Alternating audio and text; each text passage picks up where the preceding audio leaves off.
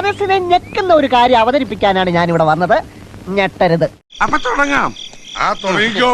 ഇന്നലെ ബാല കൊടുത്തൊരു പരാതിയുണ്ട് പോലീസ് സ്റ്റേഷനിലെ. 50 ലക്ഷം രൂപ ചോദിച്ചുകൊണ്ട് ഞാൻ അവനെ വിളിച്ചെന്നോ. എനിക്കോ പരാതി ഉണ്ട്. അപ്പൊ അങ്ങനെയാണെങ്കിൽ എന്റെ പേരിൽ ഒരാൾ ബാലയെ വിളിച്ചിട്ട് പൈസ ചോദിക്കാന്ന് പറഞ്ഞാൽ ആ അയാളെ കണ്ടെത്തേണ്ട ആവശ്യം എന്റെയും കൂടെ. വെറുതെ അനാവശ്യം പറയരുത്.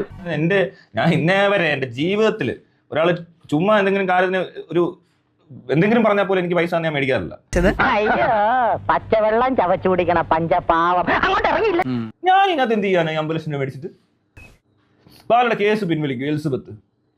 ഇത് ബാല തന്നെ സെറ്റ് ചെയ്തേക്കുന്ന കാര്യമാണ്, അല്ലാതെ വേറെ ആരും എന്റെ പേര് വിളിക്കത്തില്ല.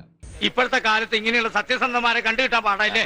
എന്ത് കോംപ്രമൈസ് എന്നാലും നടക്കത്തില്ല, അത് വേറെ കാര്യം. ബാലയായിട്ടൊന്നും ഒരിക്കലും ജീവിതത്തിൽ ഒരു കോംപ്രമൈസ് ഇല്ല, അത് നടക്കുന്ന കാര്യമല്ല.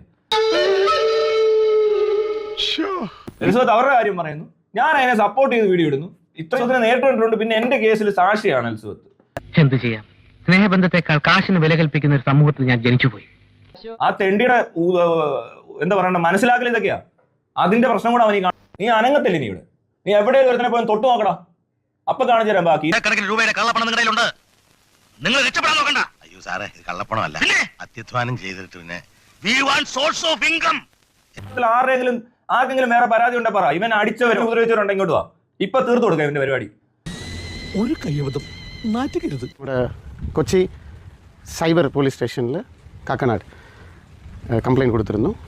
നിരന്തരമായിട്ട് എന്നെ ഉപദ്രവിക്കുന്ന ആ യൂട്യൂബർ മേലിൽ പുറത്തിറങ്ങാൻ പറ്റാത്ത സ്ഥിതിയായല്ലോ ഈശ്വര. സോഷ്യൽ പോയ്സൺ വിഷങ്ങൾ നമ്മൾ കട്ട് ചെയ്യണം.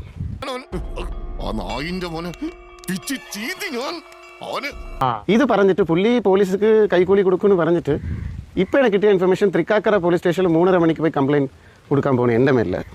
ആടനായ്ക്കൾ ഉണ്ടാക്ക്, എന്റെ നെഞ്ചത്തേക്ക് ഉണ്ടാക്ക്. എന്നാ ഞങ്ങൾ അങ്ങ് ഇറങ്ങട്ടെ. ആയിക്കോട്ടെ, സന്തോഷായി. ഞാൻ പോകുന്നു. Bye bye.